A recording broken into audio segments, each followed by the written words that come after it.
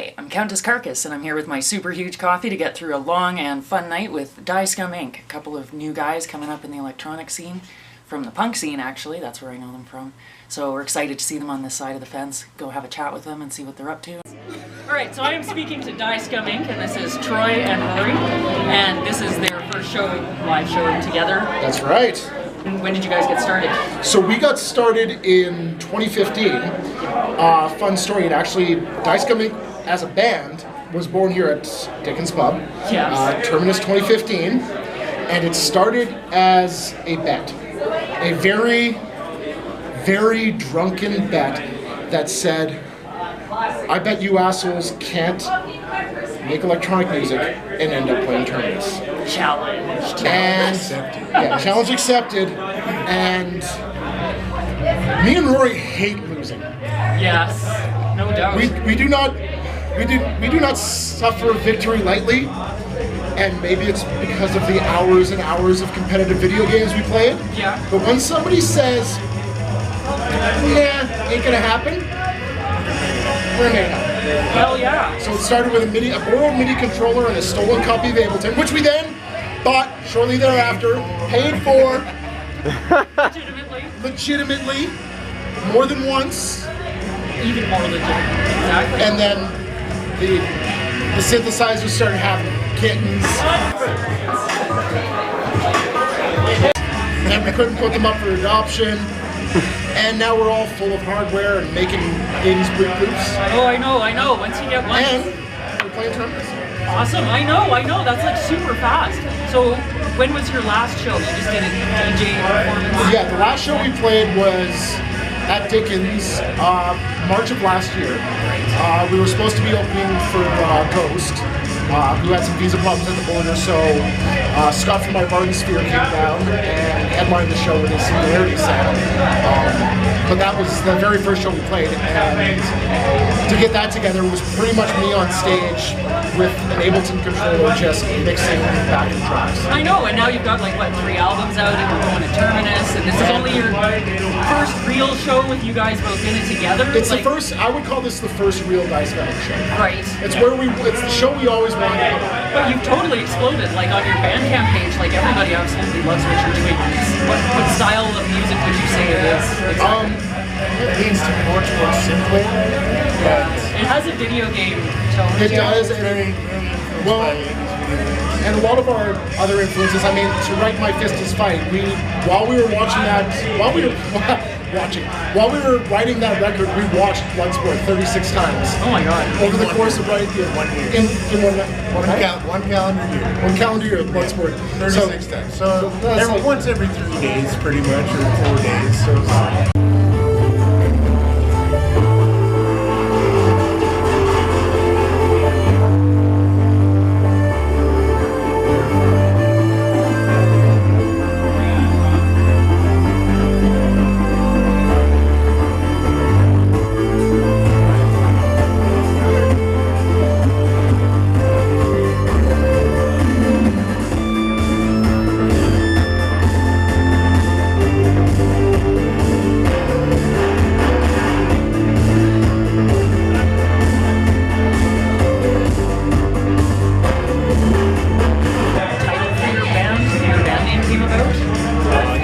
Scum Inc. has actually been an ongoing inside joke for about 10 years. It was okay, so we had this window at this shitty fucking duplex apartment we had, and it had a window, and it was all fogged up one morning, so I come in, and I turn around, and I'm like, Scum Inc. Yeah. Like a detective agency or something cool, and I was just like, hey, that's awesome.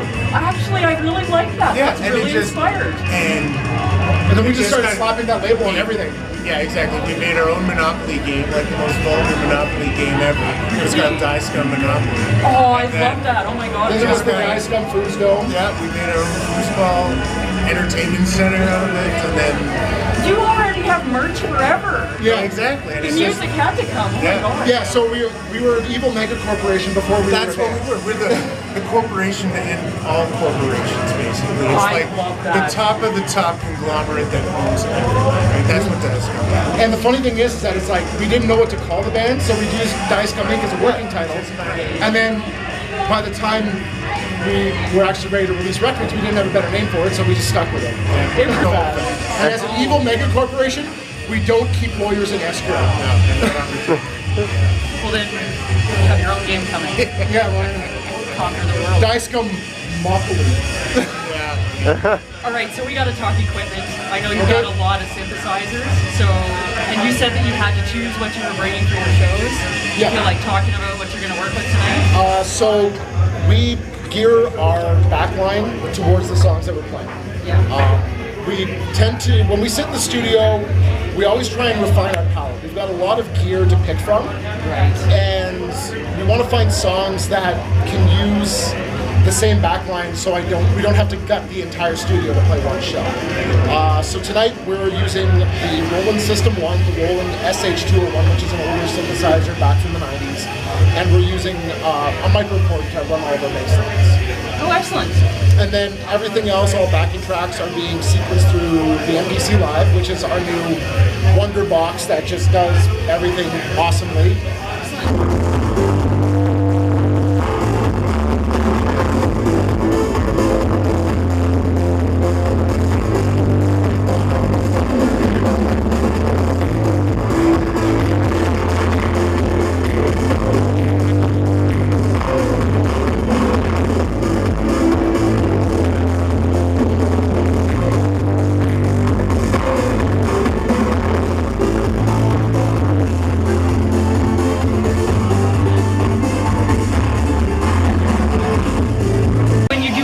Though you use everything you've got at your disposal. Not for every song. We'll open up a template that has everything ready to go. Yeah. Lately we've been using the MS-20 Mini as our baseline generator for pretty much every song that you're going to hear on the next 2 records that are going to be out in May and then in fall, Yes. which are both almost already all ready. Oh, awesome. We've been using our baseline, and then what we do is we then kind of gear the synths that we actually use within the song towards the vibe, because some synths are better equipped to handle different kinds of sounds. Right, yeah, definitely. So, yeah, I guess I was going to ask you about your plans for the future. So you mentioned you've got an album coming up in May. This is May. Yeah, end of May, early June, we're going to be releasing Ever Ending Summer. And that's your 4th? That's going to be our 4th record. This is going to be our 3rd motion picture soundtrack. Okay. So this one is a bit of a divergence for us, because we did action movies with My Fist Is Fight. Yeah. We went really deep into the spacey cyberpunk stuff with the Epoch Code. Yeah. And this one, for me, is a little bit more personal. It's a lot more nostalgic. It's got a lot. It's really more poppy. It's got a lot of really summery kind of feels to it. Vacation kind of feel Yeah. to it. Right. Yeah, and it comes from, it's pretty personal to me, because I'm the kind of person to rail against what I'm feeling. So, for the last 6 months I've been pretty miserable, because I had to deal with my dad passing away in October. And because I'm the kind of person that fights against where I'm feeling, I don't like to settle into an emotion where a lot of people would be like, we're going to use those bad feelings to kind of move forward. I kind of wanted to push forward and do something that was nostalgic and kind of reminiscent of all those really good summer feelings that I had growing up. Wow. For me, it was like, okay, you want to write a happy, summery kind of album, but Yeah. I've never been one to go with that more poppy sound, right? All the music we've ever written, it's kind of been like, let's kind of keep it more, I don't want to go dark, but like edgy, kind of like not pop, right? I pushed Ror-Y into the discomfort pool. Exactly, and that's the thing. So I lubed him up and I made him take it. I started We were listening. keeping that. Okay, so I started listening to like the poppy stuff and things. So I 80s pop hits all the time. That's pretty much what I listen to 24/7, other than synthwave and stuff like that.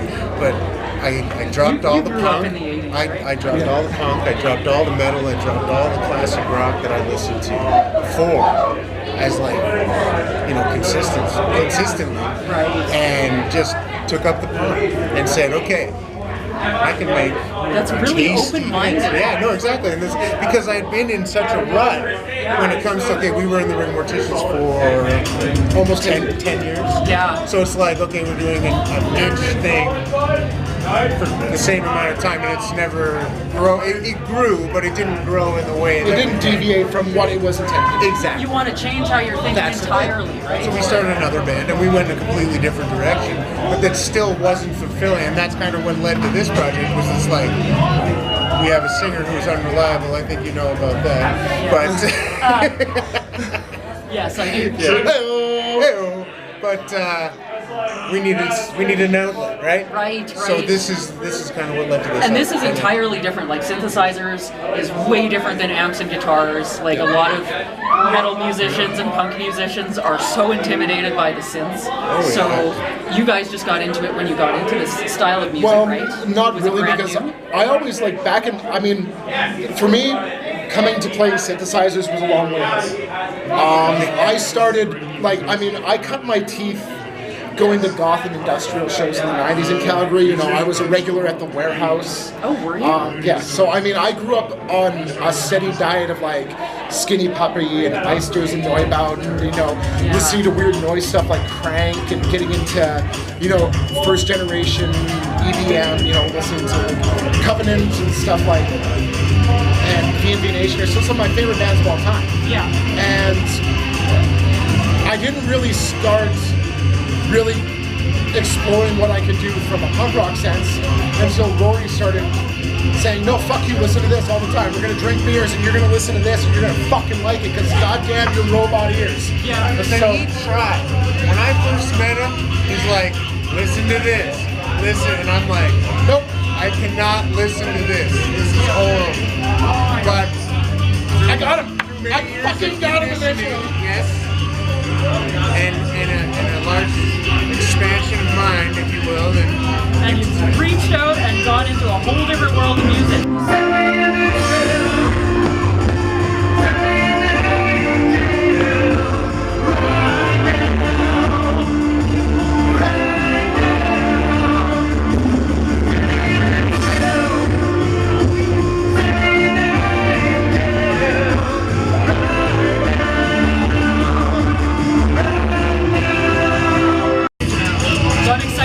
Put on your show tonight, and we're definitely going to take some video of that. B-roll is important all the time.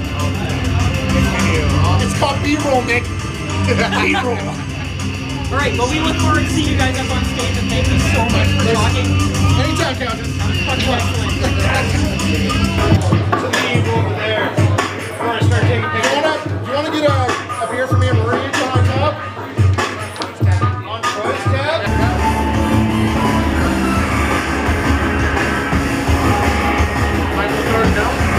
Hey boys, Casey, are you getting anything? try. Yeah, it's there. Perfect. Let's just do a quick mic check. All right, thank you everyone for coming out to Dickens Pub. Kicking off 10 years of Chris and Amber owning Dickens Pub. Woo! They have been great to us through all of the crazy shit we have done here. And here's to countless more years of Chris and Amber just showing you guys all a great time.